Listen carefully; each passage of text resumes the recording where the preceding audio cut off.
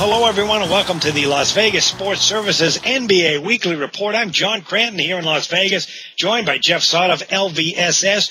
We're going to get into some NBA news, notes, and trends from a betting point of view. We're going to take a look at some NBA bubble teams in the Western Conference. Have some trivia for you. First, Jeff, your 3-1 was kind of the numbers for the week for you. 3-1 on Monday and Tuesday, and then Wednesday a nice 3-1 day, and then even better on Thursday, a perfect 4-0 night with NBA and college. You had a couple of big best bet winners on the Knicks and the Nuggets, and Duke in college basketball, plus a big play on Denver. That was a college team. Tell everybody how they can get aboard for 10 days with your plays at a special rate.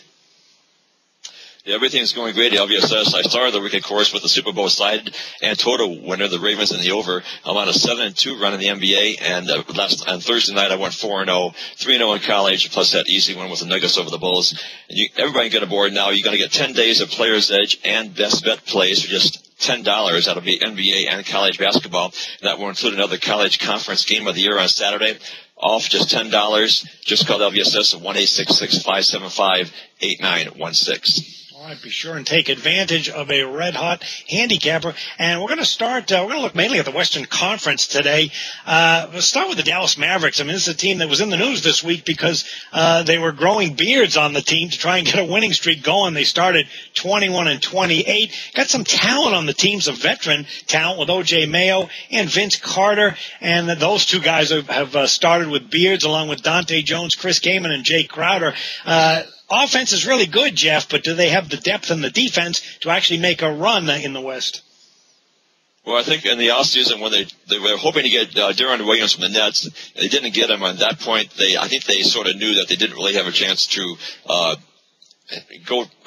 a chance for a championship this season. So they did acquire a bunch of very good players: Elton Brand, Darren Collison, Chris Kaman, O.J. Mayo. But it's very hard to get all those players at once to have them gel into a team that can go deep into the playoffs. So I think right now they're just hoping to be respectable this year. After this season, they have some salary cap room, pick up some more free agents, and then hopefully have another couple of years of championship runs with Dirk Nowitzki, who has a couple of years left. This team is 9th on offense, but they're only 28th on defense, which probably has something to do with all the new players there. That's probably why they could have problems getting back up to that 500 level. They could be looking like ZZ Top pretty soon because right now things don't look too good. The only two teams worse on defense are the Kings and the Bobcats. But as we were talking about last week, there are some teams that are playing mediocre or bad, but they still cover the spread. The Mavericks, one of those teams, the last 14 games are 8-6 straight up, 12-2 against the spread. So even though they might be a mediocre team right now, they still could make you some money in the right situations, John. Yeah, it's hard to believe, or easy to forget, I should say, that Dallas Mavericks were the champions just 2 years ago. Veteran team, and they've certainly lost some of the key players from that team. But they don't look like a team that's going to be able to make a run here. Keep in mind that Dallas started 8-19 on the road. That's normally a problem with depth and defense, and that's certainly a concern. But if you like to play totals, Dallas Mavericks on a run at home, 4-0 over the total, as that's their game to go up tempo. 7-2 run over the total overall. And when they play the Pacific Division, 13-6 over the total. Another team out west that's very different from Dallas in terms of age would be the Utah Jazz. Young team with a hardworking front court, and they also have some defensive problems. Are they a team that is going to hang on to the last place spot in the West and make the playoffs, or are they going to fold? Well, they have a bright future with Paul Millsap and Al Jefferson. Right now they have some injuries. It's like Gordon Hayward's going to be out for a while.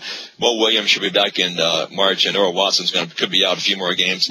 But they have this similar problem that we talked about many times. They just can't win on the road. They're 9-17 on the road, 19-5 at home, and just about all their road wins were against bad teams. So I'm not sure what it's going to take for them to get better, maybe experience, or maybe a breakout game where they beat a really good team on the road.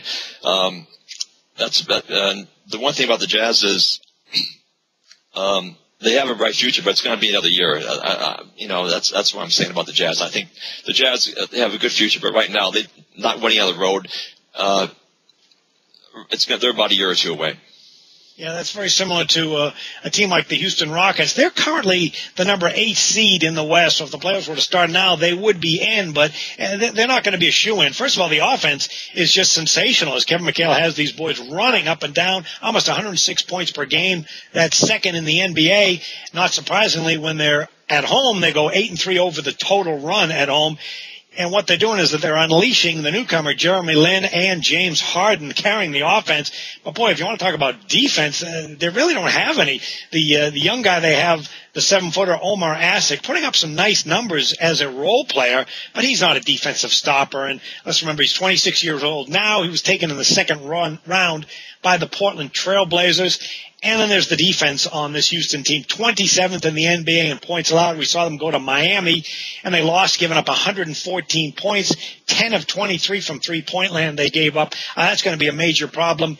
If they can sneak into the playoffs, great. But, boy, you've got to play defense in May and if you want to get to June, and this team doesn't have it. And also keep in mind the rest of February for the Houston Rockets, playing 9 of 13 games on the road. So you may see Houston slip a little bit, which would allow some other team to creep up into the bubble roll in the West.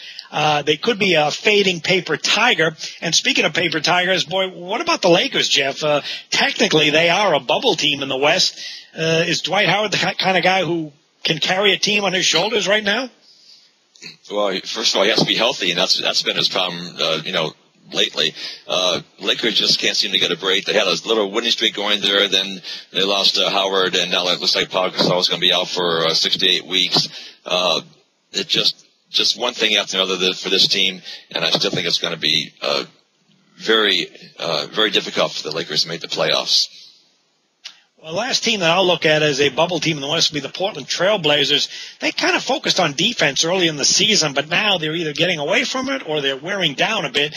Interesting young team, but the difference is that they're great at home, but they're started 8-16 on the road.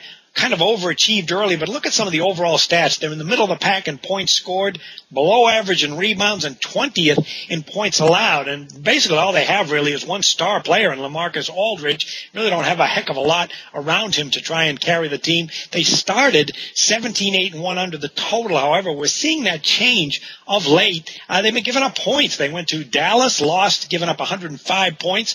Won at Minnesota, but gave up a ton of points, 100-98. And then they had a win over Utah at home, but that was no easy one, 105-99. So while the trends say they've been an under team, be very careful because they've been scoring and giving up a lot of points soon.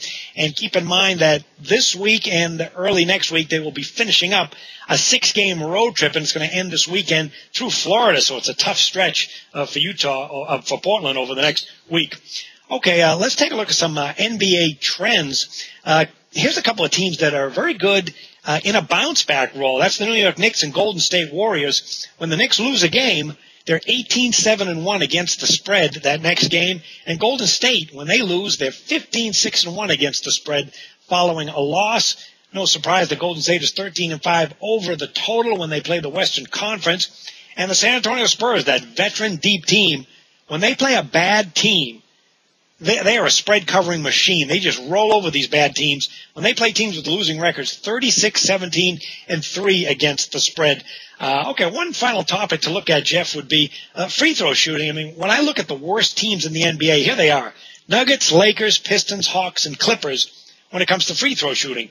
And what's unusual is you've got a red-hot team, the Denver Nuggets, the Clippers, one of the best teams in the NBA. They're in that mix. And then you got the Lakers, Pistons, and Hawks. Lakers and Pistons in particular are dysfunctional and hard to figure out. So when handicapping games, is free throws a significant statistic that stands out as far as spread covers? It's not for me. It's hard to predict how a team's going to do at the free throw line. Last Sunday, the Lakers were small favorites over the Pistons, like 2.5. They had a big lead. They blew it. And the last minute, the Lakers missed a bunch of free throws. Even Steve Nash missed 2 free throws, which is almost unheard of.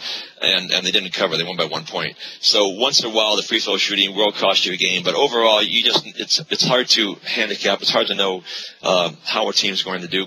Sometimes it might be more important to how many times a team gets to the line as opposed to just the actual number they make. So when I handicap a game, free throw shooting might be a small part of it, but it's definitely not a big factor. Okay, and let's take a look at some teams that are on significant road trips over the next week. Keeping these in mind, we've all felt bad for the Charlotte Bobcats the last year. Well, you can feel bad for them over the next 10 days. They're playing 7 of 11 games on the road. Memphis Grizzlies playing 5 of 7 away. Phoenix Suns, right now they're in the middle of a stretch, playing 7 of 8 games away, and the Sacramento Kings are in a brutal stretch right in the middle now, playing 13 of 16 games on the road. No surprise that they're having some trouble stopping people and some trouble winning. Okay, trivia time, Jeff. Who's the worst team in NBA history? Well, I think we're looking at them, the Charlotte Bobcats. Last year they were 7 of 59. This year they won 7 games in a relatively short amount of time. Then they regressed, and then they're playing like they were last year. But I remember those 1973 76ers. At the beginning of the season, people thought they had a decent team.